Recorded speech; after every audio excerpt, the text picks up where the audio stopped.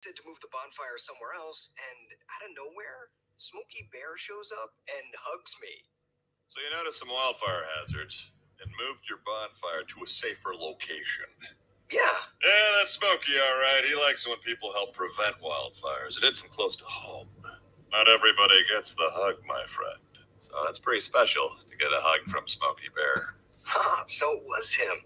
Hey, guys, I told you it was Smokey. Okay, well, congratulations, my friend. And thanks for calling. There are many ways to prevent a wildfire. Learn how you can do your part at SmokeyBear.com. Only you can prevent wildfires. Sponsored by the U.S. Forest Service, Ad Council, and your state forester.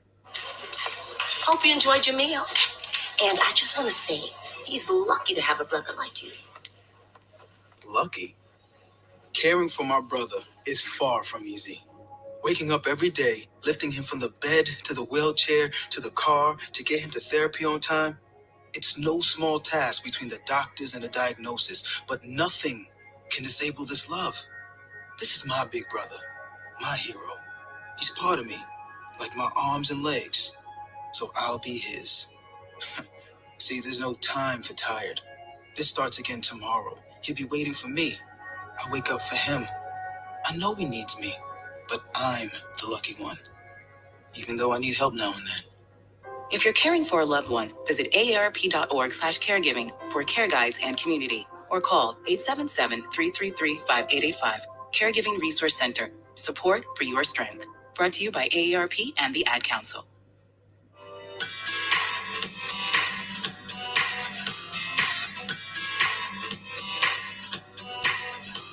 People been saying to your friend, get a different face, and posting on their feed, they're super ugly. The things they say to them online are cruel and they're not true. So tell your friend, I'll stand up for you. Don't worry, I know what to do. Tell the world I see with an emoji to stop the bullies. Know someone who's being bullied online? Send the witness emoji. It looks like an eye in a speech bubble, and it's in the symbol section near the clocks in your phone. You'll let the world know it isn't cool, and you'll let your friend know you care. Learn more about the witness emoji at eyewitnessbullying.org. Brought to you by the Ad Council. It's the Worldwide Sports Radio Network.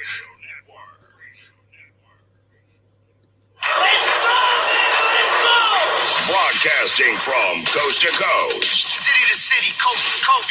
it's time for the Ryan Hickey Show on the Worldwide Sports Radio Network. If it's happening in sports, it's being talked about right here. And here's your host, Ryan Hickey. Good Thursday morning. Welcome on in to the Ryan Hickey Show. Where else but the Worldwide Sports Radio Network? Thanks so much for making us a part of your Thursday morning as we have finally made it to the NBA Finals. We'll preview that here in 1 second, but I do want to remind you, as you hear the glorious, perfect timing, construction right outside my window right there is where there's a ton of construction workers drilling. And of course, they waited till 9:03 a.m. Eastern to start drilling into the ground, knowing our show is coming on the air right at that time. So fingers crossed it's not too late over there. You can bear with us here for the next 2 hours. We're going to try to power on through as we are coming to you live from the Big Italy Pizza Studios. Whether it's great pizza, hot heroes, and phenomenal dinners, make sure you check out BigItalyPizza.com to find a location near you. Tonight starts the NBA Finals. I think the Celtics are winning the title. I'm taking the Celtics to win the NBA title in 6 games. And there's one big reason why. I think now in the way we watch sports, offense, obviously, right, is key. Offense is the thing we focus on, we hone in on, and that is really, in most of our eyes, the most important aspect of the game. So we tend to poo-poo defenses a lot in sports. But I think in this series specifically, Celtics-Warriors, defense is going to be the difference in this series. I think the Celtics defense is going to give the Warriors enough fits to lead them to winning their first title since 2008. Because you look at the Celtics lineup, size-wise, position-wise, they match up really, really well with the Warriors. The Celtics are big. They're long. They're physical. And that, to me, is going to be an issue for the Golden State Warriors. One of the reasons why, because it's something they never really had to deal with so far in the postseason. The Nuggets, they're banged up. Nikola Jokic, no disrespect to him, not exactly known for his defensive prowess on that end of the court. There's not a lot of guys that gave the Warriors a lot of problems. Round number 2, the Grizzlies were definitely more physical and bigger, but still nowhere near the length and the physicality and the defensive excellence that the Celtics have, and the Mavericks are not very good defensively. So you look at this roster so far, the Celtics, what they have, what they bring, it's something the Warriors have not seen so far in the playoffs, and I don't think it's something they're going to be able to handle very well. To the Warriors' credit, right? I've been a doubter of this team in part because you've had down seasons from Steph and Clay. Obviously, they're two big contributors and two main guys in this dynastic run where they are in their 6th NBA Finals in 8 years. But the impressive part for the Warriors this postseason is, man, it feels like the construction is getting louder and louder, is that they have gotten and received contributions from almost everyone on the roster, right? Steph Curry's had some big games himself this postseason. Sending in Klay Thompson. Jordan Poole, especially early on in that series against the Nuggets, was outstanding and has developed into a superstar before rise. Andrew Wiggins won Game 3 with his offensive and defensive scoring and defensive standout ability, and Luka Doncic in Game number 3. Kevon Looney's been a rebounding machine. So you've had the Warriors receive contributions up and down the lineup this postseason. But here's the thing. All those guys I just listed, Steph, Klay, Poole, Wiggins, Looney, you know what the Celtics have? They have an answer for every single one of those guys. Let's start guard. Let's start small and work our way size-wise to the bigger gentleman on the Celtics roster. The Celtics have the Defensive Player of the Year, Marcus Smart, on their team. That is a tremendous addition to have, especially when we look at this Warriors team that is, received and is, the offense kind of runs through Steph, Klay, and Jordan Poole now, right? Those have been the 3 main contributors, the 3 big-time scorers that can explode for 35 at any point in this series. Well, you have DeMarcus Smart, who definitely can follow Steph Curry around the court, who definitely can follow Jordan Poole around the court, can match up and man up with Klay Thompson. So I don't want to say you have an eraser. That's disrespectful to those great Warriors players, but you have someone who matches up really, really well and is by far going to pose the toughest test for those 3 players you just listed. That's a great place to start when you have the Defensive Player of the Year, Marcus Smart, being able to match up with Curry, Poole, Thompson. Pick your choice, Ime Udoka. That is a matchup that you like a lot. Now, you go past it. You have Jaylen Brown, Jason Tatum. 2 long, rangy, good wing defenders. So you can put them on Klay Thompson. Not allow Klay to get cooking from 3 like you did in the closeout game 5 against the Mavericks, where he hit 8 3-pointers. You could put him on Andrew Wiggins, who, again, for someone who has been written off early in his career in Minnesota, has come to Golden State, and this year especially has really blossomed and has really thrived in this role. And again, while he's been doing it and having a lot of success this postseason on the defensive end of the floor, Game 3, 27 points, has really shown a nice propensity of late to get comfortable in the offensive end. And really, when teams try to take away Steph and Klay, he's been getting better looks and converting on those looks. So you have 2 wing guys, 2 long, rangy defenders in Tatum and Brown that can put a hand in the face of Klay, can make sure he's not getting any open looks, can really match up well with Andrew Wiggins to make sure if you're doing a good job on Steph, if you're limiting Klay's looks, you're not going to get beat by Andrew Wiggins. So you have 3 really good matchups right now: Marcus Smart, Jaylen Brown, and Jason Tatum on 3 of the best players on the Warriors in Steph Curry, Jordan Poole, Klay Thompson, and then throw in there Andrew Wiggins as well. You go down low in the paint.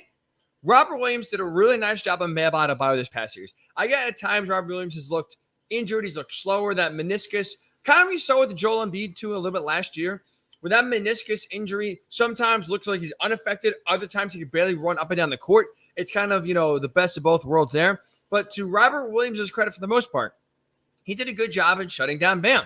And when you look at it now, going from Bam Adebayo of the Heat to Kevon Looney of the Warriors, way different task here, right? You were concerned about slowing Bam's offensive shooting down. Well, in this series, Robert Williams is going to have to focus on shutting down Kevon Looney's rebounding ability, because that's one of the things Looney has done a tremendous job of so far in this postseason, is giving the Warriors second and third opportunities on the offensive end, just absorbing, inhaling these offensive rebounds and making sure teams on the other end of the floor don't get second and third chances when he's just grabbing rebounds on the defensive end. Looney has been a rebounding machine, leads the NBA in the postseason in terms of offensive rebounds. So if you're Robert Williams, he's been a good rim defender. He's been someone who can really grab rebounds and dominate night end. That's all you got to focus on. That's really all you got to worry about, is making sure Kevon Looney's not having his way on the glass. If you can limit that, you are looking, really good here if you're the Celtics in limiting those second, third chance opportunities that the Warriors have converted on. And for me, I think that will be the case. I think Robert Williams, again, even though it's been up and down with his knee injury and looking 100%, I think he will do a good job in limiting Kevon Looney's rebounding ability. So Robert Williams matches up with Kevon Looney. You have Brown and Tatum on the outside matching up well with Clay and Andrew Wiggins. You have Defensive Player of the Year and Marcus Smart. You can throw in Steph Curry. You can throw in Jordan Poole. Al Horford, to me, is a very solid defender, too. So you talk about trying to limit really the head of the snake, we'll call him, in Draymond Green, because I know Draymond Green gets a lot of attention for what he does on the defensive end of the floor, right? He's always one of those Defensive Player of the Year candidates. He's always someone that when he makes a nice play, for the most part, it's going to be on the defensive side of the floor. But he is someone who really runs the offense and does serve as a really good quarterback of this Warriors offense. He's a very adept passer. He has good vision, especially on the fast break, whether it's a long rebound or a turnover. Draymond Green has really done a good job of getting the offense out running, and he can really kind of control the pace. So you can have Al Horford do a good job in trying to slow down Draymond Green. I think he matches up very well size-wise, athletic ability-wise, and he can kind of limit, and if you will, cut the head of the snake off in Draymond Green from getting this offense rolling, from getting this Golden State offense humming like we've seen so many times. So you look around. Like, to me, this Celtics team matches up really damn well with the Warriors, and that's why I'm taking them in 6. I think defense is going to be the biggest key here, because let's also not forget, to the Warriors' credit, they have done a very good job defensively. Offensively, they have the best offense in the postseason. In the regular season, they had the second best defense in the league. So they've been able to win games in multiple different ways, right? They can win games on the defensive end of the floor. They can also shoot you to death like we've seen at different parts of the year. But when you look at matchup-wise, when you look at consistency-wise, one of the things for the Warriors that's been a little lacking compared to other years has been that consistency factor and knocking down shots at an elite clip like we used to see for so long. I think now the Celtics defense is going to give them fits. Whether it's Smart, Tatum, Brown, Williams, Horford, I like a lot the way this Celtics team matches up size-wise, physicality-wise, athletic ability-wise with this Warriors team. So I'm taking the Celtics in 6. I am taking the Celtics in 6 because I think this series is coming down to defense, and I like the defense. I trust the defense of Boston more than I do Golden State. So I'm curious your thoughts here. Who are you taking in the finals and why? What is the biggest key to solving the NBA or for the winner to win the NBA finals? For me, I'm going defense. That favors Boston. How about yourself? Plenty of ways to contribute on the show here. You can do so on the Worldwide Sports Network Facebook page. Type that in, Worldwide Sports Network. Also, check us out, the Ryan Hickey Show on Facebook. Twitter, we're there at Ryan Hickey Show. Ryan Hickey Show on Twitter. And YouTube, Worldwide Sports Radio Network. When we return, I got a question for you. Kyler Murray, received the most pressure on him of any quarterback this NFL season. We'll discuss that when we return. Listen to the Ryan Hickey Show right here on the Worldwide Sports Radio Network. It's the Worldwide Sports Radio Network.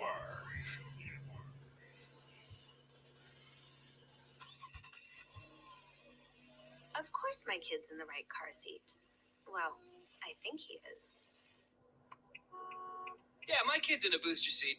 He was ready to move up. He is ready, right? Her car seat looks like the right size. There are probably rules on when to move up to a booster seat. aren't there? Rear facing, forward facing. I think I have it right. Car crashes are a leading killer of children 1 to 13. Are your children in the right car seat for their age and size? Don't think you know. Know you know. Go to safercar.gov/the right seat. I know my child's in the right car seat, or else I wouldn't get in the driver's seat. Brought to you by the National Highway Traffic Safety Administration and the Ad Council. You don't usually get a stock tip from a 16-year-old, but I'm here to tell you about a different kind of stock. It's called Better Futures, a stock for social change that's not about making money. Instead, you invest to help students like me go to college. This is beyond a simple donation. It's the opportunity for America to invest in its kids and take an active stake in the future of the country. The return on your investment isn't money. What you get back is knowing you protected our potential. So one day, that potential can grow up to become surgeons and architects, executives and engineers, people who can change the future just by being a part of it. My name is Alicia, and I am your dividend. Invest in better futures with UNCF. Visit uncf.org/invest. A mind is a terrible thing to waste, but a wonderful thing to invest in. A public service announcement brought to you by UNCF and the Ad Council. This is Nnamdi Asamoah. I play football for the Philadelphia Eagles, but what I do off the field with United Way might be more important. I'm a volunteer tutor and mentor. Why? Because over 1 million kids a year drop out of school, and that's not okay. It takes 12 years to create a graduate, but it takes about the same time to create a dropout. And the difference between a child becoming one or the other could be me, or it could be you. Studies show that if we get to these kids earlier, their chances are better. And kids who read well by 3rd grade are more likely to graduate. So join me in United Way. Suit up and take the pledge. Become a volunteer reader, tutor, or mentor. Because when a child succeeds, we all succeed. Give, advocate, volunteer, live united. Take the pledge at unitedway.org. Brought to you by United Way, the Ad Council, and the National Football League. It's the Worldwide Sports Radio Network. Welcome back to the Ryan Hickey Show, right here on the Worldwide Sports Radio Network.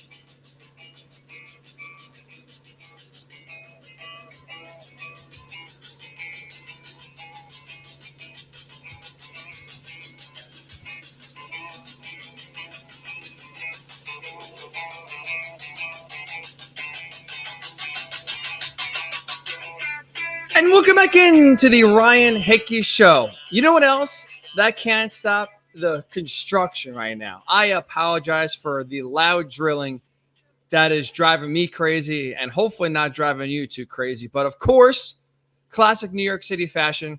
Let's have some jackhammering 10 feet outside my window, and let's start it 2 seconds after the show starts. We will try to power through between now and 11 a.m. Eastern. Again, I do apologize for that loud noise. It is very frustrating, but hopefully you can bear with us here. We'll push through and have it not serve as a big-time distraction moving forward. Speaking of distractions, let's get right into it. There is not a quarterback, I think, that's under the microscope more. I think there's a player in the NFL this upcoming season that has more pressure on them than Kyler Murray. And the answer is very simple. The explanation is very simple. He is going to get paid this offseason. He's getting a new deal from the Cardinals. But through 3 years so far, he hasn't earned the money he's about to get. So for me, the pressure to live up to a contract trumps the pressure to win a Super Bowl. That to me is why Kyler Murray is more pressure on this year than any quarterback. More than Aaron Rodgers, more than Josh Allen, more than Derek Carr, Patrick Mahomes, Dak Prescott. You can go up and down the list. Name any quarterback you want. I don't think any quarterback faces more pressure on them to have a successful 2022 season more than Kyler Murray. The other quarterbacks I listed, we know they're good. We know they can win. And then most of them I listed, they have won at different stages of their career, different points in the NFL. Kyler Murray, though, has not. He has not won. And for you now to get a contract which you're going to get you have to play well and have that, have your play be commensurate with the contract you're about to receive. And frankly, so far, that's not the case. Like, I'll be honest. I have hated everything, absolutely everything Kyler Murray has done this offseason. And I know recently, yesterday, he showed up back at voluntary OTAs. He is now there practicing on his own time with the Cardinals after holding out for a little bit. That to me doesn't change anything. That erases nothing of what he's done this offseason. Because for me, Kyler Murray, we'll call for it as cheated the system. He has taken a shortcut to getting paid, and I don't like that. I don't think that's the right way to go about it, and I don't think that's the right way to go get a contract. Now, Kyler Murray realized his play was not commensurate with a pay raise. But you know what? He said, screw it. I want one anyway. So you know what? He took a shortcut, and you know how he took that shortcut? By throwing a temper tantrum. By going like a petulant 5-year-old child, making a big scene, crying, and in order to calm the child down, in order to get the baby to stop crying, the Cardinals will be like, all right, fine, we'll give you the deal. Just like any parent, if their kid is crying in the supermarket or the toy store because they want something, the parent says no. After a while, when the crying is so incessant, so frustrating, you say, fine, have it. Just please be quiet. That, to me, is what the Cardinals are doing this offseason, and eventually, because they're going to give him one. Don't get it twisted. They're going to give Kyler Murray a contract extension. That, to me, though, is why they're doing it. To placate Kyler Murray. Not because he deserves one, but to quiet the noise and quiet the drama that he has stirred this offseason. Look, in the temper tantrum he threw, one of the reasons why he tried to justify his outburst is that he cited many other quarterbacks in the NFL that have gotten paid after year 3. Guys like Patrick Mahomes, Josh Allen, Deshaun Watson, all paid big-time contracts by their respective teams after the 3rd year in the NFL. Here's the thing, though, with those 3 quarterbacks compared to Kyler Murray. Those 3 quarterbacks I just listed, Mahomes, Allen, Watson, were and are deserving of their deals because of their play on the field. They allowed their success, they allowed the stats they put up to speak for themselves, so Patrick Mahomes didn't have to come out and scrub the Chiefs off of his social media. Josh Allen didn't have to, flirt with other teams on social media to send a message to the Bills to get them to get a job done, contract-wise. Deshaun Watson didn't have to, threaten the Texans to never play for them again. There's obviously everything that happened, unless he gets a new deal. They allowed their play to do the talking, and the teams realized we better sign them now because it's only going to get more expensive. But here's the thing with Kyler Murray compared to those 3 quarterbacks. Kyler's nowhere near on the same level as those guys. He doesn't have a leg to stand on when it comes to stats. So that's why, for me, Kyler had to make this thing a whole big circus this offseason. And that, for me, drives me crazy as a way to go about trying to get a new deal. Because, if we let's just look at what he did this offseason. Now, he started everything off week of the Super Bowl by doing what? Scrubbing the Cardinals off of his social media. Petulant move, childish move, passive-aggressive move. But eventually, people caught on. People realized what he was doing.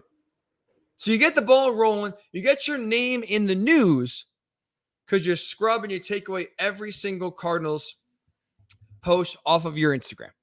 Then you have your agent, Eric Burkhart, write an open letter to Cardinals fans explaining why Kyler Murray wants a new deal. Trying to dress it up as, he wants assurances from the Cardinals going forward. He has played well so far. Look at the Cardinals' record when he came in compared to where it is now. He wants to win a Super Bowl. He wants to be your quarterback, Arizona Cardinals fans. He just wants assurances from the front office that they are actually going to do everything possible to give him the best chance of succeeding. They basically try to paint the Cardinals as the bad guys. Oh, we don't trust him. So far, they haven't done everything Kyler has wanted and needed in order to have success, despite the fact that they've drafted a ton of offensive players, despite the fact they traded for DeAndre Hopkins, despite the fact that they've tried to go, they hired Cliff Kingsbury, they tried to fix the O-line. They have done a lot. Steve Keim has done a lot to give Kyler Murray the tools he needs to succeed. But if you look at Kyler Murray's post this offseason, if you look at what his agent is saying, you would not think that's the case. You would think the Arizona Cardinals or Pete Carroll and the Seattle Seahawks working in the opposite direction, doing everything possible to make the quarterback's life harder, not easier. So Kyler Murray tried to paint it, to give you an idea that, oh, I'm the victim here. I want to be in Arizona. I just want to make sure the Cardinals are committed to me as much as I am committed to them. And that continued. Because it wasn't just the scrubbing of social media or the Cardinals off of social media. It wasn't just his agent, Eric Burkhart, releasing his statement to Adam Schefter, explaining why Kyler needs a new deal. There's also demands. Of course, there are always demands. The demands were, I need a new deal before the draft. I am not playing for the Cardinals unless I get a brand new contract before the NFL draft. Well, guess what happened? The draft came and went. No contract for Kyler Murray. So, of course, we got to amend the demands. Now it's what? He needs a new contract before training camp starts. So Kyler Murray's already walked back his first demand and amended it to make sure it goes from the NFL draft, which he didn't get, to now, okay, we'll give you some more time, training camp. Social media scrubbing, open letter, contract demands. This, by the way, all of these charades, all this circus is coming off of the worst 6 weeks of Kyler Murray's career. He's not coming off of a season where he finished really well. He's not coming off of a high for the Cardinals this past season. He is coming off of a stretch where he played some of the worst football of his career in the most important part of the season, for the Cardinals. This Cardinals team started 10-2. They were the darlings of the NFL. Guess what they did? What Kyler Murray and Cliff Kingsbury do, collapse down the stretch. Last 5 games of the regular season, the Cardinals went 1-4. Kyler Murray, in the final 5 games of the regular season, as the season is slipping away, as they go from locks to win the division to now wild card team. You know what Kyler Murray did in those 5 games, those final 5 games? He threw just 5 touchdown passes. 5 touchdown passes in the final 5 games of the regular season. But it doesn't even stop there. Because guess what? He followed that really poor 5-game stretch to end the regular season. He took it over to the playoffs and took his poor play up a notch. He went up himself with one of the worst playoff games we've ever seen from a quarterback in NFL history. He was garbage. He was awful. 2 picks, 55% completion percentage, a 41 passer rating. 41 passer rating. It's one of the worst we've ever seen. So he took a bad 5-game stretch in the regular season, made it worse in the postseason, and then has the gall, the audacity to say, I deserve a contract. Give it to me. I'm not playing for it. Are you kidding me? One of the reasons why I think Kyler Murray is going about this the way he is, causing drama, trying to bring a sense of urgency to his contract negotiations, is because I think he knows there are questions about his future. I think he knows that the Cardinals don't really fully trust him. Aren't fully all in on thinking he's a guy like the Bills thought or think that Josh Allen's the guy. Like the Chiefs thought and think Patrick Mahomes is the guy. And like the Texans thought Deshaun Watson was the guy. They were all in, those teams, when they gave their quarterbacks contracts. The Cardinals are not all in. You cannot sit here and tell me that the Cardinals are sold on Kyler Murray being the quarterback of the future, being the quarterback to get them to the Super Bowl and win a Super Bowl. I don't buy it. I don't believe it because it's not the case. It's not reality. You can't watch Kyler Murray these last 2 seasons in December and tell me he's the guy. You can't watch Kyler Murray collapse down the stretch each of the last 2 years and tell me that this is the guy that's going to win you a Super Bowl. So I don't think the Cardinals are bought in. I don't think the Cardinals are all in on Kyler being their future. But guess what? I think Kyler realized that, and that's why he's pushing the accelerator to get a contract done. He wants assurances before he ends up like Baker Mayfield, where he's a man without a country, and one injury, next thing you know, you're going from a big-time payday of $45 million a year to barely being able to get $20 a year on a 5th-year option. That, to me, is part of the reason why Kyler Murray wants to get a deal done ASAP. He knows there are questions, and he's afraid before those questions get answered in a negative way, he'll at least get assurances financially. Now, look, I think Kyler Murray is the most pressure on him because, again, he is putting all this pressure on himself to get a deal he's not worth and then have to live up to it. The Cardinals are without fault here. They are to blame as well for this entire charade that has gone on this offseason. Because, well, I don't think the Cardinals should have given Kyler Murray a contract extension. Now, they haven't yet, and I think they're going to. But they basically gave themselves no other option when they gave Cliff Kingsbury a contract extension, when they gave Steve Keim a contract extension. When those two extensions were announced, and I believe it was early March, there was it. That was guaranteed Kyler was going to get a new deal. Because you can't tell me Steve Keim deserves a contract, Cliff Kingsbury deserves a contract, Kyler Murray doesn't deserve a contract. I just told you, well, I don't think Kyler Murray deserves a contract extension. I don't think Cliff Kingsbury deserves a contract extension. I don't think Cliff Kingsbury has done a lot to really have you feel good about taking this Cardinals team to the next level. Has he gotten them from bottom of the barrel to now, in the postseason mix every year? Absolutely. He has taken them from the penthouse, or from the basement to the middle tier. A solid room in a hotel. Well, now if you want to get from that solid room, you want an upgrade. You want to go to a suite. You want to go to the penthouse. I think, to me, you need a different coach. Cliff has raised you up. I don't think he's a coach to get you over the top, finish the job, and be a good playoff head coach. But the Cardinals said, screw it. We're going to give him a deal anyway. Whether we believe he's the guy or not, we were giving him a contract extension through 2027. So as soon as that move was made, it all but guaranteed Kyler's going to get a contract extension as well. And look, Steve Keim, last week on Pat McAfee's show, basically said Kyler's going to get a new deal this summer.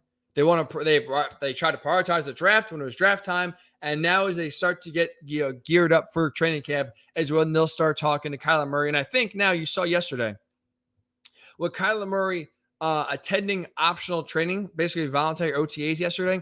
That kind of shows you both sides know a deal is going to be very close. Now it's just about finagling small details. So Kyler's going to get a contract. But let's not forget, that doesn't alleviate any pressure off of Kyler Murray. It only adds pressure. Right? We may think, he's got the deal. Now he could just go play free and go try to win a Super Bowl. He doesn't have to worry about his future. He doesn't have to worry about the financial impact of a bad game or one injury. He can play free, he can play loose. I think the opposite.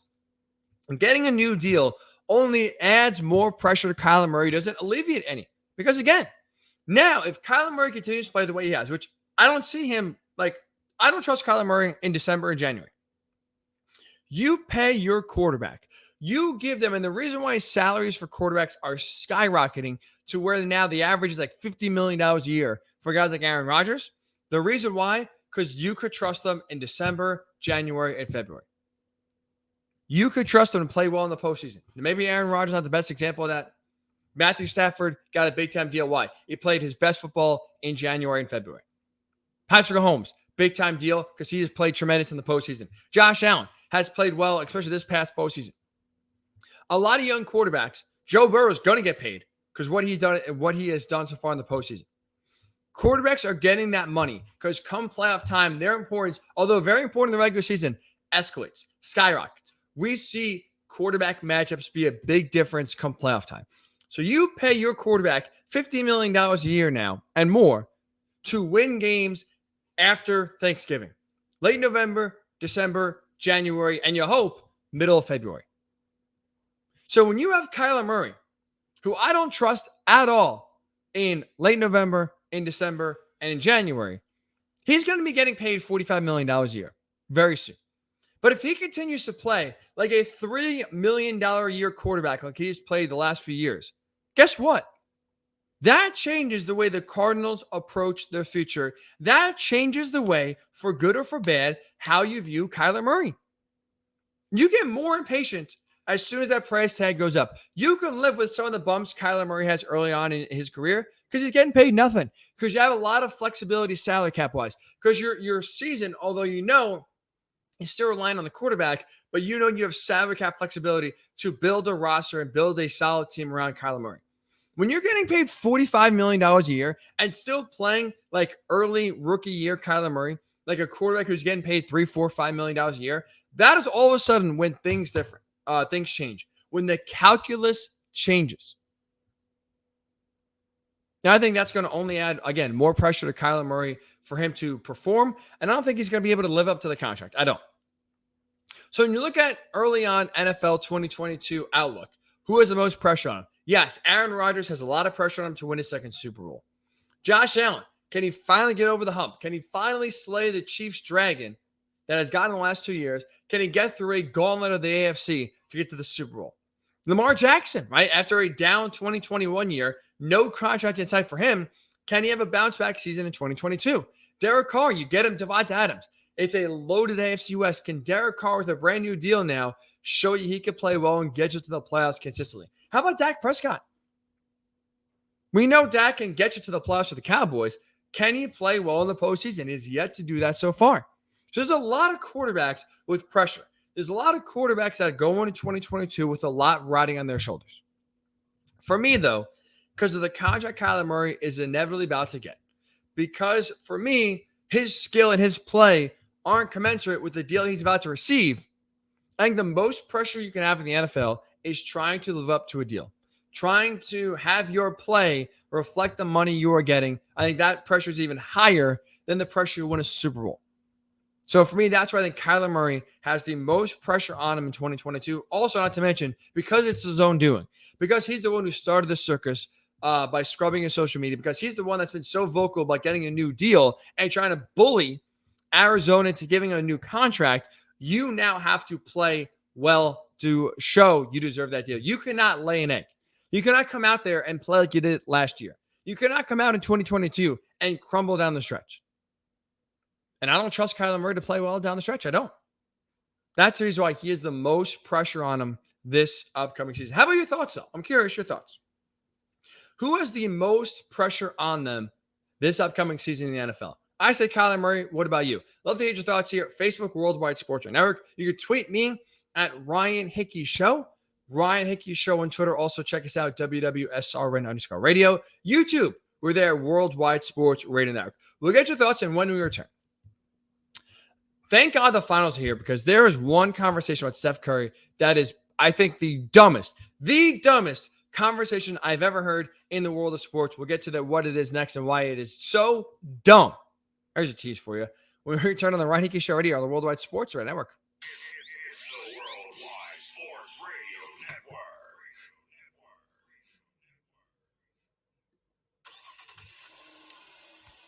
Of course, my kid's in the right car seat. Well, I think he is. Yeah, my kid's in a booster seat. He was ready to move up. He is ready, right? Her car seat looks like the right size. There are probably rules on when to move up to a booster seat, aren't there? Rear facing, forward facing. I think I have it right. Car crashes are a leading killer of children 1 to 13. Are your children in the right car seat for their age and size? Don't think you know. Know you know. Go to safercar.gov/the right seat. I know my child's in the right car seat, or else I wouldn't get in the driver's seat. Brought to you by the National Highway Traffic Safety Administration and the Ad Council. You don't usually get a stock tip from a 16-year-old, but I'm here to tell you about a different kind of stock. It's called Better Futures, a stock for social change that's not about making money. Instead, you invest to help students like me go to college. This is beyond a simple donation. It's the opportunity for America to invest in its kids and take an active stake in the future of the country. The return on your investment isn't money. What you get back is knowing you protected our potential. So one day, that potential can grow up to become surgeons and architects, executives and engineers, people who could change the future just by being a part of it. My name is Alicia, and I am your dividend. Invest in better futures with UNCF. Visit uncf.org/invest. A mind is a terrible thing to waste, but a wonderful thing to invest in. A public service announcement brought to you by UNCF and the Ad Council. This is Nnamdi Asamoah. I play football for the Philadelphia Eagles, but what I do off the field with United Way might be more important. I'm a volunteer tutor and mentor. Why? Because over 1 million kids a year drop out of school, and that's not okay. It takes 12 years to create a graduate, but it takes about the same time to create a dropout. And the difference between a child becoming one or the other could be me, or it could be you.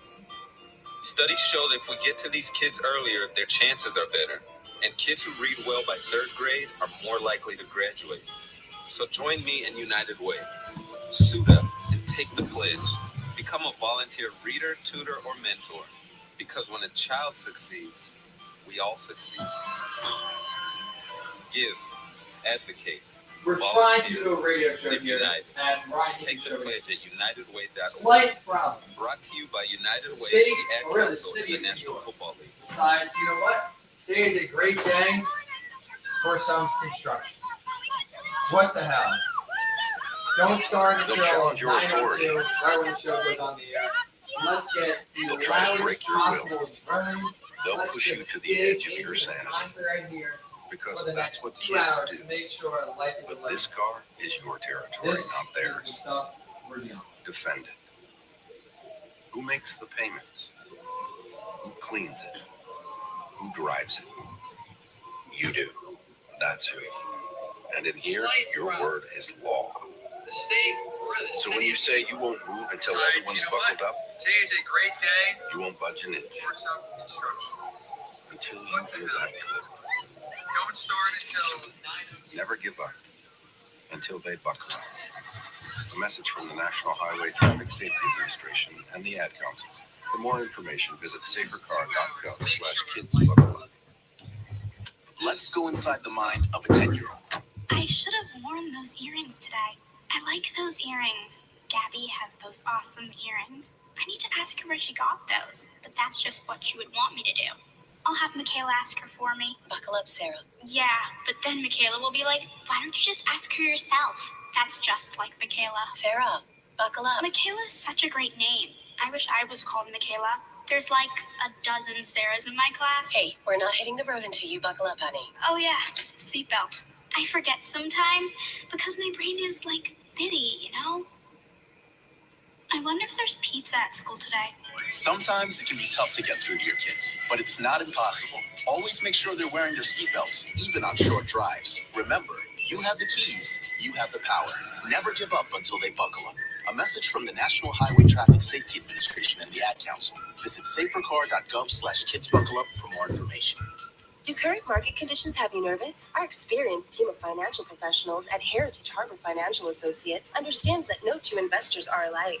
We all have different goals, needs, and appetites for risk. That's why the one-size-fits-all approach does not work, especially when planning for retirement. At Heritage Harbor Financial Associates, we analyze your unique investment style so that you can work toward your individual retirement goals on your terms. Heritage Harbor Financial Associates can help you take steps to reach your retirement goals by providing a wide array of financial products to fit your needs, even for the risk-averse. Give us a call at 631-331-6599 to learn more or to set up an appointment with one of our financial professionals. You can also find us on the web at hhfa.org or on Facebook at facebook.com/hhfa.org. Our number again is 631-331-6599. That's 631-331-6599. Investments in stocks, bonds, and mutual funds and variable annuities are not FDIC insured and are subject to fluctuation in value and market risk, including loss of principal. Heritage Harbor Financial Associates offers securities through AXA Advisors LLC, New York, New York. Member FINRA, SIPC, annuity and insurance products offered through AXA Network LLC.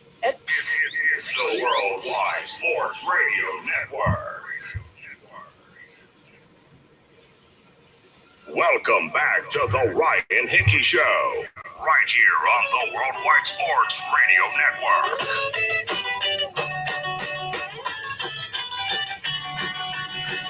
And welcome back into the Ryan Hickey Show with you right here on the Worldwide Sports Radio Network. We have moved from the drilling part of the construction going on 10 feet outside my window to now some sort of cutting and sanding of the street. Things are going terribly here at Ryan Hickey HQ. Hopefully the noise is not too distracting, not too frustrating. Just know it is for me, but we're still powering through here to give you the best show possible. So the NBA Finals are here later tonight. Thank goodness game number one about to tip off. And I can't wait to talk about actual basketball games because I thought so far the lead up to this NBA Finals has brought one of the stupidest discussions, one of the dumbest debates in sports history. There's been a lot. This might take the cake. There's been a large debate and a large discussion about Steph Curry needing to win the Finals MVP in order to cement his legacy. Do we realize how dumb that sounds? Steph Curry does not need any award, does not need a finals MVP to cement his legacy in the game of basketball. Are we really discussing or talking about looking at Steph Curry differently if he doesn't win the finals MVP this year? If the Warriors don't win the title this year, are we done? Not great. Take all the praise we have about him, take it away. His legacy is already different than LeBron's legacy, than Michael Jordan's legacy. Because unlike those players, while two of the best players in NBA history, Steph Curry's is different because he had an impact on how the game is played. He transformed the game of basketball. That is something Michael Jordan can never say. That is something LeBron James will never be able to say. Those two dominated, absolutely dominated in their time in the league. Obviously, we know Michael Jordan's greatness. We are seeing LeBron James' greatness, even at 37 years old, right in front of our eyes. Neither, though, for how great they are, for the championships they have won, for the way they play, for how great they have been throughout their career. Neither of those gentlemen, two of the best players in NBA history, are able to say they've impacted the game the way Steph Curry has. He has revolutionized the game of basketball with his three-point shot. He has literally changed the way offenses play. He has literally changed the way defenses play the game. He has literally changed the way teams construct their rosters. Everything around the NBA the last decade has changed first and foremost because of the way Steph Curry and the Warriors have played and dominated the game of basketball. There is nothing you could say about Steph Curry that's going to take his impact and legacy away. That is first and foremost his legacy to the game of basketball. He has transformed the way the game is played. He has taken the three-point shot and made the game of basketball into a math equation where now teams realize and focus on, you know what? Making 3 threes is better than making 2 twos. So we are going to make sure that we are going to take good shots. We're going to take as many threes as possible because the math equation says you hit 40% of your threes, and even if you hit 50 or 60% of your twos, 3 is better than 2. We're going to take threes. Analytics is kind of changed the way teams, GMs, front offices, head coaches approach the game. Those analytics are centered around the three-point shot. That three-point shot has really become the most important part of the game because of Steph Curry. So we're talking legacy. We're talking looking back on Steph's career in 10 years from now and 20 years from now. I don't care if Steph Curry has 1 Finals MVP or 10 Finals MVP. You saw how Steph Curry played the game. I saw how Steph Curry played the game. Whether he gets a Finals MVP or not does not change, does not take away his legacy in the game of basketball. Does not take away or minimalize or marginalize or lessen his impact in the way he has transformed the game. It is so stupid. It is so stupid that we are trying to boil Steph Curry's career down to whether he has won a Finals MVP or not. He probably should have won in his first year. Andre Iguodala got it. Great. Am I looking at Steph Curry any differently because Andre Iguodala won the Finals MVP the first year instead of Steph? Absolutely not. Am I looking at Steph Curry, who to me was the ultimate leader, the ultimate team guy, taking a step back when Kevin Durant came to town for those 3 years, and that Kevin Durant won Finals MVP back-to-back years and not Steph Curry? Am I looking at him any differently? Absolutely not. Am I taking away any sort of Steph Curry's greatness because he has 0 Finals MVPs and 3 titles to his name? No. You know it and I know it. Those were Steph's teams. Those were Steph's teams. So we know whether he won Finals MVP or not, that Warriors team was built around him. That Warriors team, their style of play was built around Steph Curry's insane ability to hit the three-point shot at a record-breaking clip. That is Steph Curry's legacy. It's not about how many Finals MVPs the guy won. This is not LeBron versus MJ, where you want to look at awards, you want to look at stats in order to determine whether MJ's a GOAT or LeBron's a GOAT. It's a totally different conversation. We're talking about Steph Curry because his impact on the game is different than LeBron and MJ. LeBron is better than Steph Curry. LeBron is an overall greater player than Steph Curry. But again, what Curry has over LeBron is his ability and what he has done to transform the game of basketball and how it is played. He has literally impacted all 30 teams. He's impacted college sports, high school sports, AAU basketball. He has transformed the entire game of basketball and how it is played. So whether he gets no finals MVPs the rest of his career, whether he gets 3 more awards, I don't care. It doesn't matter. When we talk about Steph Curry, the first thing we talk about is his ability to transform the game. Sure, we'll talk about championships. We'll talk about MVPs. Finals MVPs, I honestly couldn't care less about. I could not give you know what about how many finals MVPs the guy has won. It is the stupidest discussion, but here we are all week. We got nothing else to talk about. I see it all week on Twitter, on TV, on radio. Steph Curry, no finals MVP. Big one here. You really got to get this one. What are we doing? What are we talking about? Are we really, honestly, are we really going to take credit away from Steph Curry if this Warriors team that, I don't know about you, I didn't think I didn't think any of the Warriors were going to get back to the title again. And now once Kevin Durant left, you had the injuries to Klay Thompson in back-to-back years. You had the Suns building, their great roster they have. I didn't think the Warriors were going to get back to the finals. I didn't. The fact that they are back on the stage is very impressive. So if they win their 4th title, if Steph Curry becomes a 4-time NBA champion, but let's say Andrew Wiggins wins the award because of it. Let's just say he's dominant defensively against Jason Tatum and sure scores a few points, but takes away Jason Tatum for the entire series. Let's say, Klay Thompson gets hot, right? He ended Game 5 by hitting 8 3-pointers. What if he carries that Game 5 performance into the finals, and if the Warriors win in 5 or 6, but he is lights out from 3, what if he wins the finals award? Finals MVP. I go, are we really going to be sitting here talking about Steph Curry any differently? The answer is no. The answer is absolutely not. So finals MVP does not mean anything for Steph Curry's legacy. You look at titles, sure. He would tie LeBron. If they win the title, he had 4 titles, 4 championships to Steph Curry's name. He would tie LeBron James. He would surpass guys like Larry Bird. We're talking about title wins. That is different. But finals MVPs, honestly, I don't care. I couldn't care less about who won the finals MVP. Kobe Bryant, the great Kobe Bryant, has won 5 finals. He has 5 championships to his name.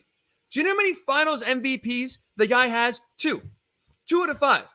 Meaning more championships than not, someone else was better than Kobe Bryant. Someone else won the finals MVP. Does anyone care that Kobe Bryant is only, quote unquote, 2 finals MVPs out of the 5 titles he's won? Does anyone doubt those 5 championships?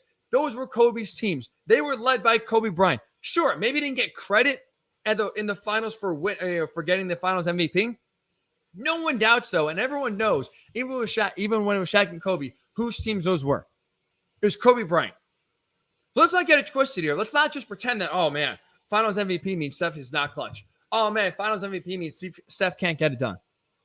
This is lunacy. This is absolute lunacy, and it drives me up a wall because it's so stupid. So stupid. Think about how dumb it sounds to be saying one of the greatest players of all time, a guy who has revolutionized the game of basketball, his legacy is going to be boiled down to if he wins a finals MVP or not. A potential 4-time champion. Back-to-back MVP. Guy has revolutionized and transformed the way the game is played by shooting the 3-point shot. But we're going to say, not that great. No finals MVPs. Guy sucks. What are we doing? What are we doing? It's the dumbest storyline heading to the finals, and I really can't wait for it to be over. I don't think the Warriors are winning the title. I think the Celtics are. But my God. Honestly, just for my own sanity, I pray to God if the Warriors win the title, Steph Curry gets a finals MVP to shut everyone else up. It is asinine. Asinine. This discussion is even being had. Jeez. I don't know what's driving me crazier. That discussion or the construction behind me. It is just a bad, bad day right now to be yours truly, Ryan Hickey. But we'll continue to power through. When we return here, I have 3 big questions I think will to preview the NBA Finals. And one stat that I think is going to determine the champion for who's hosting the Larry O'Brien Trophy. We'll discuss that when we return. Listen to the Ryan Hickey Show right here on the Worldwide Sports Radio Network. It's the Worldwide Sports Radio Network. Do current market conditions have you nervous? Our experienced team of financial professionals at Heritage Harbor Financial Associates understands that no 2 investors are alike. We all have different goals, needs, and appetites for risk. That's why the one-size-fits-all approach does not work, especially when planning for retirement. At Heritage Harbor Financial Associates, we analyze your unique investment style so that you can work toward your individual retirement goals on your terms. Heritage Harbor Financial Associates can help you take steps to reach your retirement goals by providing a wide array of financial products to fit your needs, even for the risk adverse. Give us a call at 631-331-6599 to learn more or to set up an appointment with one of our financial professionals. You can also find us on the web at hhfa.org or on Facebook at facebook.com/hhfa.org. Our number again is 631-331-6599. That's 631-331-6599. Investments in stock, bonds, and mutual funds and variable annuities are not FDIC insured and are subject to fluctuation in value and market risk, including loss of principal. Heritage Harbor Financial Associates offers securities through AXA Advisors, LLC, New York, New York. Member FINRA, SIPC, annuity and insurance products offered through AXA Network, LLC. Edward Lehman has been a trusted insurance advisor for over 16 years with insurance solutions for auto, home, commercial, life, and retirement. He's located at 54 Sunnyside Boulevard, Suite H in Plainview. That's just 1,000 feet south of 495. Local agent, local advice. The time to think about insurance is before you need it. So do yourself a favor, and before you pay your next insurance bill, give Ed and his team a call, 516-935-3900, or visit them online at www.allstate.com/EL. Edward H. Lehman Insurance is your trusted insurance advisor. This is Mario Andretti. You know me as a race car driver, but I'm also a Meals on Wheels volunteer. I've raced against the sport's biggest personalities, but I've never met more vibrant, amazing people than the seniors served by Meals on Wheels. As a volunteer, you deliver a hot, nutritious meal and a friendly hello to someone just like your mother, grandfather, or next-door neighbor. These seniors are inspiring people with incredible stories to share, and they love to see you. The smiles you get back are priceless. Delivering with Meals on Wheels is easy. You don't have to drive like me for it to be quick. You can volunteer your lunch break once a week or just once a month. With 1 in 6 seniors facing hunger and many more living in isolation, your lunch break can make a real difference. So, America, let's do lunch. Volunteer your lunch break at americaletsdolunch.org. This message brought to you by Meals on Wheels America and the Ad Council. Okay, Simon, what are you wearing right now? Nothing. That's right.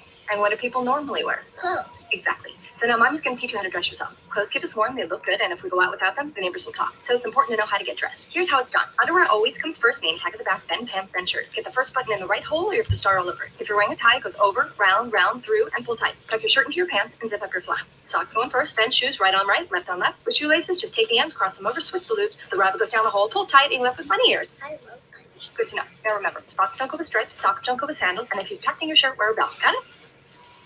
Put your pants on your head. Parenting is hard to do in just 2 minutes. Spending just 2 minutes twice a day making sure they brush their teeth is easier and could help save them from a lifetime of tooth pain. Fun 2-minute videos to watch while brushing. Visit 2min2x.org. That's 2min2x.org. A message from the partnership, Healthy Mouths, Healthy Lives, and the Ad Council. See, son, good manners are very, very important. Someday, many years from now, when you're a grown-up, you'll be a man. And when you are, you should be a gentleman. Do you want me to go through it one more time? Yes. Yes, please. Yes, please. Exactly. Always say please, thank you, you're welcome, and excuse me. Sit up straight, hold doors open for ladies. If the door's shut, then knock first. Don't burp, don't swear, don't speak with your mouth full, don't reach across people's plates, keep your elbows off the table. And don't interrupt. While we're at it, don't stare, don't use foul language, don't call people names, but do remember people's names. Always share your toys, play nice, and cover your mouth if you cough or sneeze. On the bus, give up your seat to anyone who has trouble standing. Bottom line, treat others the way you'd like to be treated. Got it? Got it. And stop picking your nose. Most parenting is hard to do in just 2 minutes. But spending just 2 minutes twice a day making sure they brush their teeth is easier and could help save them from a lifetime of tooth pain. For fun 2-minute videos to watch while brushing, visit 2min2x.org. That's 2min2x.org. A message from the Partnership for Healthy Mouths, Healthy Lives, and the Ad Council. It's the Worldwide Sports Radio Network. Welcome back to the Ryan Hickey Show, right here on the Worldwide Sports Radio Network. Ryan Hickey Show with you right here. Where else? The Worldwide Sports Radio Network. As always, the 10 a.m. Eastern hour is brought to you by LC Designs. Charcuterie boards are perfect for all occasions. So make sure your guests are happily fed with some aesthetically and delicious charcuterie boards made by Lauren Clark herself. So make sure you check out lcdesignsnyc.com, lcdesignsnyc.com for more information. The final tip off in 11 hours from now. So we got 3 big questions surrounding the NBA Finals here and tell you one stat that's going to determine the winner. But we can't talk about the NBA playoffs, the NBA Finals, without hitting the best music in the NBA. Round Ball Rock, that's of course. All right, so now we're rolling here. We got the stage set. We got the music perfect. First question surrounding the NBA Finals. Who needs to have a good series for their team to win? Now, look, we're not talking obvious here because clearly Jason Tatum needs to play well for the Celtics. Steph Curry, hot take, needs to play well for the Warriors. You can get that anywhere. Joe Schmo around the block can tell that to you. So we're going to dive deep here. For the Celtics, the player that needs to play well for them to win the series, I'm going with Marcus Smart. I'm going with Marcus Smart particularly on the offensive end. Defensively, we know he's the defensive player of the year, and he's going to be and have his hands full trying to slow down Steph Curry, Jordan Poole, and potentially even Klay Thompson as well. But offensively, this to me is where Marcus Smart is really going to have to play well as well. The Celtics this postseason are 6-2 when Marcus Smart scores at least 15 points. So that's important because, as we know, the 2 most important players offensively for the Celtics, the 2 most reliable, consistent players this postseason have been who? Jason Tatum and Jaylen Brown. But Marcus Smart is kind of the key here because he's the point guard. He is the straw that stirs the drink, if you will, right? But also, he has shown a propensity at times to get hot from 3. And if he's able to knock down a few shots, hit a few threes, all of a sudden get that Warriors defense, start having to pay attention to Marcus Smart, that's huge because it opens up looks for Tatum, opens up looks for Brown, and it unlocks really the rest of the offense. And you look, right? Gary Payton II is going to return in the NBA Finals. He is the best defensive player for Golden State. We assume they'll put him on Brown or Tatum. Well, all of a sudden, next thing you know, Marcus Smart's having his way, hitting a few threes, getting to the hole, finishing at the rim. All of a sudden, the Warriors defense, Steve Kerr and Mike Brown, especially the defensive coordinator, are going to have to change the way now they start guarding because Marcus Smart can get hot, and that's just another guy you have to worry about. And if you're routinely giving him open looks and he's knocking them down, that's going to be the biggest difference in this series in favor of Boston. So I'm going player needs to play well, Marcus Smart, especially on the offensive end. If he can get hot, and if he can just not even get hot, just be consistent, 15 points is, I don't think, asking a lot. That complements what Brown and Tatum do so well. It stretches the Warriors defense thin, and either Smart's going to kill you and put up points, or it's going to rotate the defense and get better looks and better matchups for 2 of your best players on the wing in Brown and Tatum. So for me, that's on Marcus Smart. The Celtic need to have the best series so far in order for the Celtics to win. On the Warriors side, I'm going with Andrew Wiggins. Boston, we talked about, and we'll circle back to it a little bit. We talked about their ability to match up really well with Golden State on the defensive end. They have long, rangy wing players in Tatum and Brown. And so for Andrew Wiggins, especially on the defensive end of defense side of the floor, that is going to be his matchup. He had his hands on Luka Doncic and did about as good of a job you could ask for against one of the best scorers in the NBA in this day and age. Now, you have 2 wing defenders that could score, that could hurt you, that can light it up on the scoreboard in any given night in Tatum and Brown. So you're going to have to really ask Andrew Wiggins here to bring it on both ends of the floor. We know Jason Tatum can fill it up. He's been a little inconsistent at times, but when he is on, he to me reminds you so much of Devin Booker when he can make any tough shot on the floor. Turn around, hand in the face, walk up 3, finishing hard at the rim. Jason Tatum, when he is feeling it, when he is on, can make shots from anywhere. Doesn't matter who's guarding him, where he's shooting from, hand in the face or not, contested, open, he hits him. So Andrew Wiggins is going to have to do his best job here of making Jason Tatum more inconsistent than not. We've seen Tatum up and down, right? He's had great games. He's had some games where he struggles. Wiggins is going to be a big key here on the defensive end of trying to slow down Jason Tatum and make sure at least that's the guy that's not beating him. Now, on the offensive end, I think also you have to have Wiggins, score. It's going to be similar to Marcus Smart, where the Celtics will be keying on Curry, Poole, Thompson. So you'd think Wiggins is going to get some good looks here, whether it's on Grant Williams, whether it's on Al Horford. He's going to be getting some matchups where he could take advantage of and try to have some success with. So Wiggins offensively, don't have to go for 30 points a game, but just provide some secondary scoring, take a little pressure off, and get some better looks for Steph, Clay, and Jordan Poole. So I think, for me, the Warriors really need Andrew Wiggins here on both sides of the court to have a really good and really consistent series if they are going to win this finals. Not to mention, one of the most underrated parts of Andrew Wiggins' game is his ability to offensive rebound. He's been the offensive rebounding king. Kevon Looney, and rightfully so, gets a lot of credit for his rebounding ability, especially this postseason. Kevon Looney has the most offensive rebounds in the NBA this postseason. But he's tied for first. You know who he's tied with? Wiggins. He has been the king of the long rebound. He gets in there. He gets second, third opportunities for the Warriors. And that is key because even with Steph and Clay having career low years in terms of shooting, you give them second opportunities, a third look at drilling it and hurting you, they will do it. So Wiggins has been tremendous in that area as well for Golden State, which has to continue in order for Golden State to have success on the offensive end. So Wiggins, to me, is the guy you got to play well in order for the Warriors to win this series.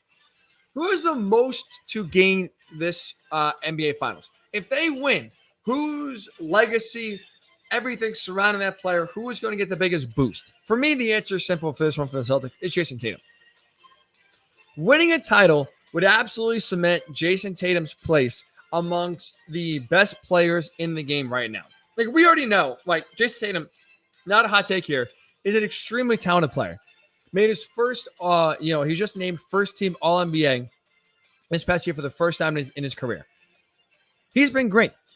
But fair or not, how unfortunately, I'll say at times, we determine a player's greatness is the rings they wear on their finger.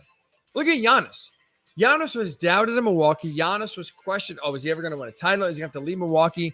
Is this a guy that truly you can rely on in the postseason with his style of play? Can he get it done? Giannis wins a title. What happens immediately? Immediately, Giannis is crowned the best player in the NBA. I don't think that's a wrong title. I think he's absolutely deserving, and right now he is the best player in the NBA. But it took him to win a title last year for him to get that proper respect in terms of greatest right now current player in the NBA. So fair or not, Jason Tatum gets a ring this year. We look at him even more differently than we do already. First team All-NBA, great player, 24 years old, one of the budding rising stars in this game. You get a ring, you get a title. All of a sudden now you go from, let's say, the class of Devin Booker. Really talented, really damn good. You now elevate yourself to be in the same conversation as Giannis, in the same conversation as Luka. That ring changes a lot of things, and the doubt that is surrounding Jason Tatum, not that there is any, but we've seen a little inconsistent play. Any doubt that's out there, it immediately goes away. Immediately goes away and changes the way, again, for right or for wrong, we view Tatum. So he's young. To get that first title out of the way, I think would be massively beneficial for Jason Tatum to take a lot of credit, or a lot of, I should say, pressure off of his plate moving forward. If can he win a title, can he not? Winning one now, capitalizing this opportunity, I think would go very far for Tatum. So for me on the Celtics, he has the most to gain by winning the finals. On the flip side for the Warriors, it's not Steph Curry. It's not Clay. It's Steve Kerr. I think Steve Kerr absolutely has the most to gain by winning this title. Think about it. Fair or not, Steve Kerr has not gotten the recognition he deserves for being a great coach. Every single title he's won, the first three. Steph's team, he had Kevin Durant, it's not fair. It'll almost be looked at as a failure that they didn't win the finals because that's how talented they were. But now you look at what the Warriors had to overcome. First, losing Kevin Durant 2 years ago to free agency, then losing Klay Thompson for 2.5 years due to injury. Steph Curry and Klay Thompson had their worst career shooting years this year. Draymond Green missed half of the year with injuries. You've had players develop and burst onto the scene to become legitimate contributors in Jordan Poole, Kevon Looney, Andrew Wiggins. So this season, we have seen from the Warriors, Steph work his way back and have, a down year, but still have success. We've seen Klay Thompson still trying to work his way back, missing 2.5 years. Draymond Green, the heart and soul of your team, has missed half the season. You've had the development in front of our eyes of Jordan Poole going from a G League player last year to third Splash Brother / superstar this postseason. You've seen Kevon Looney become a rebounding machine, and they have gotten what was an inconsistent player to be a legitimate contributor to this finals run. And you've seen Andrew Wiggins hone his game where he was written off for his talent and not being able to put it all together to now look like a really good two-way player. Steve Kerr is finally going to get the credit he deserves for being a very talented coach. It took some unforeseen circumstances. It took a lot of adversity to overcome. But Steve Kerr and the coaching job he has done this year specifically, he would finally get the credit he deserves. That's why, for me, this one would be massive for Kerr. Not to mention, when we talk about rings for players and kind of elevating your status amongst the greats, you look at if Steve Kerr gets a fourth championship. He's in 6 finals in 8 years. If he gets a 4th title in 8 years, he's only behind the only head coaches in the NBA with more titles than Steve Kerr would be. Phil Jackson, all-time great. Red Auerbach, legend of the game. Pat Riley, Greg Popovich, and John Kundla. That's it. That is it. 5 names with more titles than Steve Kerr. And he would go and be tied with Popovich and Kundla if he wins that 5th title next year. He is really close to cementing himself amongst one of the great coaches of all time. Steve Kerr, to me, absolutely is the most to gain by winning this finals. And finally, what stat, what one area of the game can we look at that's going to determine whether the team wins or loses? For the Celtics, it's turnovers. Look at their turnover numbers in these 5, 6, 7 games of the finals. And if it's a high number, it's going to be the reason why the Warriors win. If it's a low number, it's going to be the reason why the Celtics win. Their big bugaboo this postseason, their biggest downfall has been sloppiness with the ball at times. They have turned the ball over at a high rate. They have played longer series against the Bucks and especially against the Heat, in part because they have been sloppy with the ball and given teams extra opportunities to get second and third looks because of their bad turnovers. So if they are able to clean that up, I think they're winning the title. I think they are good enough on the offensive, defensive end, where as long as they're not giving the Warriors second opportunities with bad turnovers, limiting their offensive prowess, or limiting their offensive opportunities by stupid turnovers, bad dribbling, throwing the ball out of bounds, this Celtics team is winning the title. For how great Jason Tatum has been this postseason, he's been great. He leads the NBA in turnovers. He has 77 turnovers in 18 games this postseason. 77. Jaylen Brown has been sloppy with the ball as well, where he's had just some bad dribbling turnovers.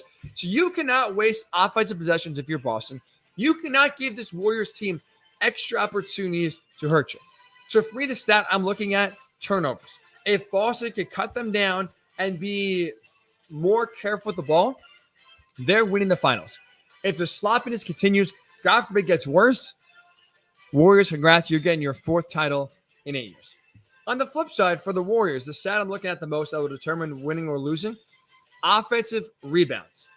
If the Celtics cannot contain the Warriors on the glass, if they are allowing second and third opportunities, pop the champagne, raise another banner in the Bay, the Warriors are winning the title. Look, hopefully you've been listening to the show for the duration of the postseason, or at least you parachuted in and out. If you've been parachuting in or out this postseason, you know I've been harping on Steph and Klay's shooting woes. Pointing it out, not afraid to point it out, no one else has really been talking about They've had career lows in shooting from three and shooting from the field this season specifically.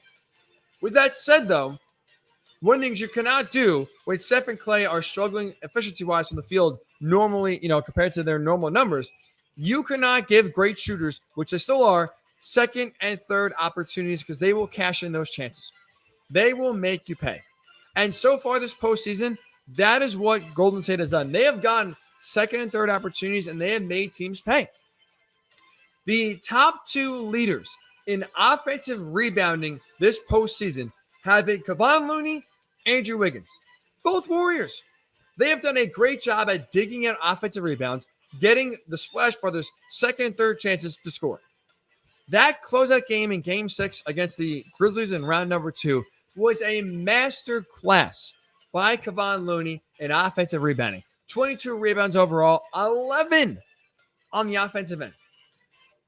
The area where Kevon Looney has been at his best this postseason has been on the glass, whether it's getting offensive rebounds and extra opportunities for the Warriors on offense, or preventing that and grabbing the defensive rebound and limiting second chances for the Grizzlies and for the Mavericks. Robert Williams is going to have to inhale rebounds. He's going to have to eat rebounds for breakfast, lunch, and dinner. But it's going to have to be a team effort. Tatum's got to get involved. Jaylen Brown's been getting involved. Marcus Smart has to have 6, 7, 8 rebounds a game. It has to be a full team effort because it's not just Looney. Part of the reason why Wiggins is tied for first in offensive rebounds is because a lot of long rebounds don't get tracked down by the defense, and instead the Warriors pick them up for second, third chances. So rebounding here is going to be a massive, massive, massive key for the Warriors. If they can continue their rebounding dominance, I think it's going to lead to them winning their 4th title in 8 years and going to leave the Celtics going home with by thinking they had a massive wasted opportunity. So I'm curious your thoughts here. What is going to determine the finals in your mind? Who has to be the best player for the Warriors and or the Celtics in order for them to win a title? Love to hear your thoughts. You can tweet me. I'm having a little trouble with Facebook. So maybe bypass Facebook for just today. We'll figure those out and iron those out by the time next time we're on the air. So Twitter, we're still up and running there at Ryan Hickey Show. And YouTube, we're there, Worldwide Sports right now, because where you can type in YouTube, find the live stream of the show right then and there. So love to get your thoughts. What is the biggest X factor here for these NBA finals? And also when we return, there's one notion, playing with house money, I think it drives me crazy. There is no such thing as house money in sports. I'll describe why that is when we return. This is to the Ryan Hickey Show on the Worldwide Sports Radio Network. It's the Worldwide Sports Radio Network.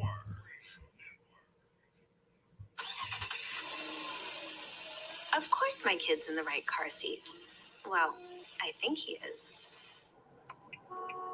Yeah, my kid's in a booster seat. He was ready to move up.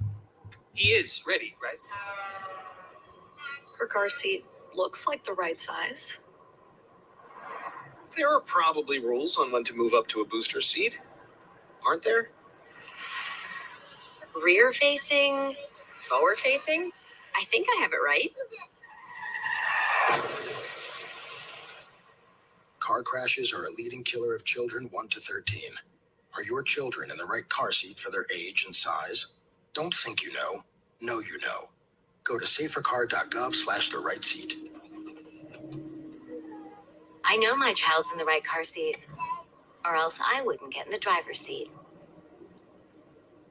Brought to you by the National Highway Traffic Safety Administration and the Ad Council.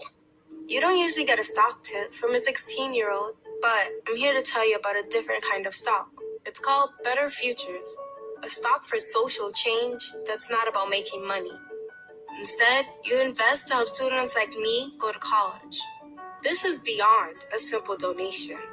It's the opportunity for America to invest in its kids and take an active stake in the future of the country. The return on your investment isn't money. What you get back is knowing you protected our potential. So one day, that potential can grow up to become surgeons and architects, executives and engineers, people who can change the future just by being a part of it. My name is Alicia, and I am your dividend. Invest in better futures with UNCF. Visit uncf.org/invest.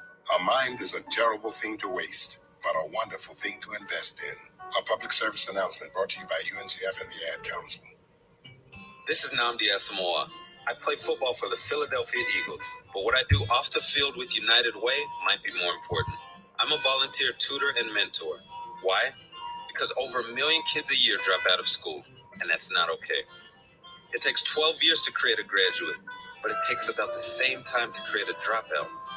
And the difference between a child becoming one or the other could be me, or it could be you. Studies show that if we get to these kids earlier, their chances are better. And kids who read well by 3rd grade are more likely to graduate. So join me in United Way. Suit up and take the pledge. Become a volunteer reader, tutor, or mentor. Because when a child succeeds, we all succeed. Give, advocate, volunteer, live united. Take the pledge at unitedway.org. Brought to you by United Way, the Ad Council, and the National Football League. It's the Worldwide Sports Radio Network. Welcome back to the Ryan Hickey Show, right here on the Worldwide Sports Radio Network.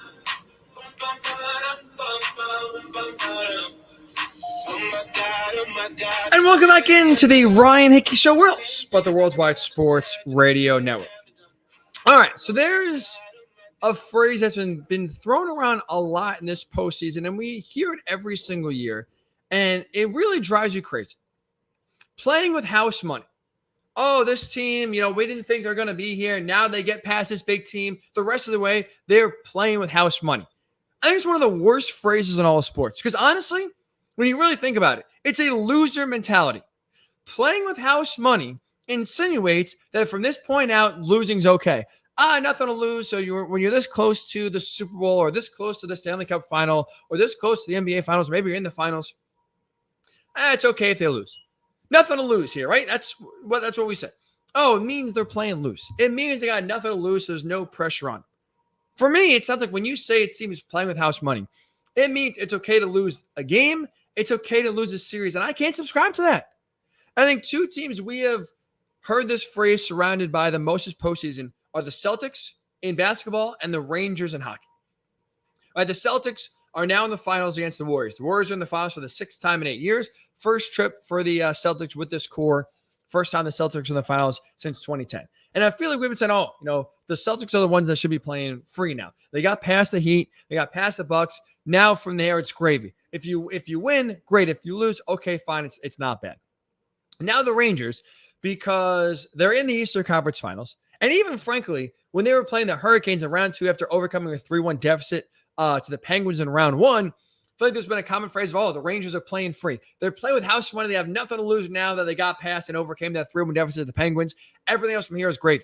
And for me, that's nonsense. Again, it's a loser mentality. When you are this close, if you are the Celtics, when you are 4 wins away from the finals and winning a championship, if you're the Rangers and you are 3 wins away from going to the Stanley Cup final, you have to capitalize on this opportunity and win. There's zero guarantee you're going to be back. So you have to make the most of these moments when these opportunities show themselves. That's why for me, it doesn't make it okay if the Celtics lose. Like, if you're a Celtics fan, you should be devastated. If the Rangers lose to the Lightning, I'm going to be pissed.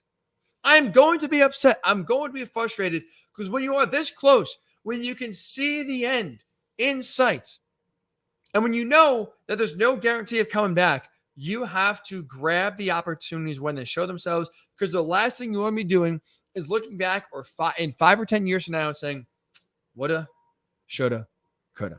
If only they won that title back then. If only we knew X, Y, and Z was going to happen and they're never going to make it back again. If only we took that finals more seriously or wish they won it then. Here's the thing I think it's easy to forget. And again, I am guilty of this as well. This is not me talking down to you, the audience. This is me partnering with you and saying we're all in this together. But this is also me realizing I am part of the problem. I am trying to fix it. We forget, we including me, forget sports are not linear. You are not guaranteed to get better from one year to the next. We see it a lot with young teams, right? Oh, this team is so young and they'll be back. They'll be here forever. Oh, the Celtics, Jason Tatum and Jaylen Brown are 24 and 25 years old. They'll be back in the finals for a while. There is no guarantee that because you had success, let's say you made it to the Super Bowl, let's say you made it to the finals, there's no success, you are getting back next year or the year after that. Sports is not a linear graph where you go from point A to point B to point C in a concurrent time in 3 years in a row. If you don't break through, or if you break through, if a young team, let's say, that does break through, let's say like the Celtics here with a young core that finally gets past the Eastern Conference Finals, gets to the finals, there's no guarantee they are getting back here anytime soon. So while you're here, while you have the opportunity in front of you, capitalize it because you truly never know when you're going to be back. AKA, ask Dan Marino. I guarantee you, when Dan Marino made the Super Bowl in year number 2, what was the conversation around Dan Marino? Oh, man, this guy is so young. He'll be in this game forever. Oh, he didn't win the Super Bowl, but that's okay. Like, he'll have plenty of chances to get so. Dan Marino never got back to a Super Bowl. Dan Marino never won one. I'm not saying he didn't take that Super Bowl seriously. Absolutely not. That's not what I'm saying. It's more of a fan's perspective and a media narrative than a player thinking, like a player thought, this house money perspective. But Dan Marino should be the ultimate example of why house money should never exist in sports. Second-year quarterback, one of the best we've ever seen in the NFL throwing the football, never got back to his Super Bowl after year number 2, ringless. He is ringless. So when you see in sports, with how competitive they are, with the parity being real, and leagues trying as much as possible to have as much parity in the NFL or in sports leagues as possible, especially professional sports leagues, these championship windows get smaller and smaller. You cannot waste any opportunity that you are given. So again, it drives me up a wall. It drives me crazy when you hear, oh, this team's playing with house money. It indicates, if they lose from here, it's not a big deal. If they lose from here, it's still a great year. When you are this close, go for it. Absolutely go for it.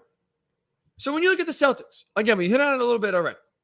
Yes, they have, knocked on the door of the Eastern Conference Finals now a few times, have gotten rejected. They finally broke it through. The door has been kicked down, and they're in the NBA Finals for the first time since 2010. This core of Jason Brown, might as well just combine them both. Jaylen Brown, Jason Tatum, Marcus Smart, they finally broke through and made the NBA Finals. Yes, you have Tatum at 24 and Brown at 25. They should be here for a while. You have a first-year head coach in Ime Udoka, which, again, you'd assume the Celtics team is here for the long haul. They're here to stay, and they're here to make multiple finals appearances, and you'd assume get at least one title. But here's the thing. It is absolutely far from a certainty that the Celtics will be back on the stage again. Then you think about it, I'm not saying they got lucky. The East is a gauntlet, and the Eastern Conference now is a lot harder than it was even 5 years ago. And the Celtics, it's called for what it is. They got a few breaks. That's not taking anything away. Every championship team catches breaks on their way to winning a title. Look at the Warriors, their first title. It was LeBron James and no one else. Kyrie was hurt, Kevin Love was hurt. That team was a shell of itself. Is anyone taking away the Warriors' first title? No. But it's just the reality of the fact that sometimes injuries happen. The Raptors, talk about injuries, Klay Thompson and Kevin Durant, 2 of the 3 best players on the Warriors team, were injured at some point in the series. The Raptors are not giving anything back, but if the Raptors blew that opportunity, we know they haven't been really close since. So when you have the Celtics getting breaks that they have had, where you face the Nets in round number 1, the Nets stunk. Kevin Durant, especially now, that's a lot of your doing, playing good defense. But Kevin Durant stunk. This Nets team had nothing to give you. The Bucks in round number 2, even though the defending champs were without Chris Middleton, which does absolutely impact the series. So you caught a break there, and the second best player on Milwaukee missing the entirety of the series. And the Heat were banged up. Jimmy Butler, Kyle Lowry, Tyler Hero. The Heat were banged up.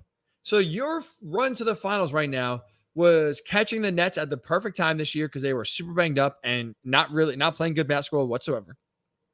You faced a banged up Bucks team that was missing the second best player, and you played an entire roster of Heat players that was hurt in one way or another. Now, look, the Celtics have their own bumps and bruises. They've had players like Robert Williams and Marcus Smart in the lineup. So I'm not saying, again, the Celtics are here and it's a fluke and they got lucky. But the reality is, they caught breaks in order to get here. And going forward, there's no guarantee the Celtics will be as healthy as they are right now. There's no guarantee that they won't be facing a major injury. Last year, Jaylen Brown was out of the playoffs. Out of the playoffs with a wrist injury. Next year, if they lose the finals, and we say, oh, the Celtics will be back next year. What if Jason Tatum gets hurt? What if Marcus Smart gets hurt? What if they just have, a bad year? Because now, guess what? They become the hunter or the hunted instead of the hunter. That changes. When teams now put a target on your back and teams are game planning and chasing you instead of the other way around, it is harder to win. So, if you're the Celtics, yeah, you're here. Yeah, you caught some breaks, but there's no guarantee those breaks you caught will be happening again next year or the year after that. And look at other teams in the NBA that have had promising runs to the Western Conference Finals, to the Eastern Conference Finals, to the finals themselves, only to fizzle out. The Trailblazers. Remember when Dame Lillard finally broke through and got to the Western Conference Finals back in 2019? Now, they were swept by the Warriors in 4 games. But they made it, and we thought, okay, this Blazers team, they are going to be a legitimate contender in the West for years to come. They have not been close to the Western Conference Finals since. They've not been close. Oh, Blazers, playing with house money. They'll be back. Have been close. The Suns. Now, look, their window is still open. Don't get me wrong. But the Suns made it to the finals last year. I thought the Suns were winning the title this year. They were the best team in the regular season. The Suns had a lot of benefits going their way. They were healthy. They got Devin Booker back. And guess what? In round number 2, they lost to the Mavericks. And now, not saying the window is closed. I still like the Suns a lot going next year. But you look at the Suns team, CP3 is not getting any younger. He's already very old, and he is kind of the heartbeat and the captain of that team. He's older. DeAndre Ayton is going to be gone this offseason. So your roster is already starting to change just 1 year after making a finals appearance and being up 2-0 against the Bucks. So we look at a Suns team where we think, hey, they're here for, they have sustained greatness. Devin Booker is great. Mikal Bridges is a really good player. But already we are starting to see changes to that Suns team. Already we are starting to see how hard it is to get back to the finals. And sometimes you just get, whether you run into a hot team, you yourself have just a poor shooting night like we saw in Game 7. The playoffs, anything can go. Again, there's no guarantee. Suns right now are licking their wounds after their round 2 loss. That's a tough pill to swallow. So nothing is guaranteed. You got to take advantage when you can, and windows close shorter than we ever anticipate. Look at hockey. The Rangers, the same thing. The Rangers have been, having the house money card, if you will, played on them more than the Celtics. But you look right now, the Rangers are hot. The Rangers are hot. Which gets me very excited. They're playing great hockey. They just smoked last night the 2-time defending Stanley Cup champs in the Lightning 6-2. Andrei Vasilevsky has been he's been the best playoff goalie in, let's say, the last 3-4 years. He has been tremendous. The Rangers put a 6th spot on him in game number 1. Igor, your own goalie, Igor Shesterkin, has really been standing on his head and playing the best hockey of the season, really since after game 4 in Pittsburgh in round number 1, where he just was, he was shelled, had another rough game, and the Penguin fans were taunting him. Ever since that game 4 in round number 1 in Pittsburgh, he has taken his game to another level. You've had the young players in Alexis Lafreniere, Filipino, Capo Caco, we call him the kid line here in New York. They have been your most consistent line. And you've had Mika Zibanejad be on fire since really game 6 of the first round. He has 17 points in his last 10 games. He is 3rd in all the playoffs in points. And again, the first 6 games of the opening round series against the Penguins, you couldn't find him. You had to put him on a milk carton because he was nowhere to be found. He has been hot since then. So you look at this Rangers team. They are playing their best hockey this season. They are 3 wins away from the Stanley Cup final. It's not okay at this point to be okay with losing. If they fall short, if the Lightning go to their 3rd straight Stanley Cup final, I'm going to be pissed. As a Rangers fan, I'm going to be very frustrated and say that was a missed opportunity. They are playing great hockey right now. It's not gravy if they make it. It's like, oh, wow, this would be great. This is, it's already a successful season. So if they lose, it's okay. There's no guarantee this Rangers team will be anywhere as close to the finals as the finals are right now. Get it done. It is much harder to sustain success than you would think. Being the hunted, not the hunter, is a lot harder to repeat success. Look at the Bengals. I'm not saying the Bengals Super Bowl window is closed. Joe Burrow's in year 3. Jamar Chase is in year 2. Right? You're just coming off of being within 1 minute and 51 seconds. Or not even less. I think a little less than that. They came within 90 seconds, I should say, of winning the Super Bowl. That's when the Rams scored their final touchdown. And you look, okay, if you feel good about the Bengals, this team's going to be here for a while. You can't feel great after seeing what the offseason was like in the AFC, where you had the Bills improve their roster, the Broncos go and get Russell Wilson, the Browns get Deshaun Watson, the Chargers load up their team on both sides of the ball, the Raiders make a big-time splash. This AFC is a gauntlet. This AFC has gotten a lot tougher and a lot harder to manage. There is going to be great teams that are going to be eliminated in the wild card round of the playoffs. Think about that. You are going to have, just off the bat here, 2 quarterbacks between, if we talk about some of the best quarterbacks in the NFL and the AFC specifically, Josh Allen, Patrick Mahomes, Russell Wilson, Joe Burrow. I put Deshaun Watson there, but we'll take him out for this year because of the suspension. You have 4 great quarterbacks. Burrow, Allen, Mahomes, Wilson. Two of those 4 are not even going to be making it to the AFC title game. 2 of those 4 will be home before the title game. This is going to be a grind in the AFC for years to come. So if you look at the Bengals, sure, they still have a window that's open, and they still have a long way to go, and you feel you're in a very good spot with Joe Burrow being your guy. But now you look around, you are within 90 seconds of winning a Super Bowl ring, and now you look at the road, it is way tougher to get there again. It is going to be a very tough sledding now moving forward. I get the Bengals were quote unquote playing with house money. But now you really realize, man, getting that Super Bowl would have been nice because it's going to be a lot tougher going forward to get back to the big game and win it. House money doesn't exist in sports. The windows are small. They end before we think. Luck sometimes doesn't go your way. Getting breaks, getting luck, injury, health, getting the good bounce of a ball, a good bounce of a puck. Things need to go your way in order to win a title. Every single championship team receives a break at one point or another. But for every break one team gets, that's a break that goes against another team. Just remember that. It is really tough to win a title in any sport. So when you're there, you got to capitalize because there's no guarantee you will be back.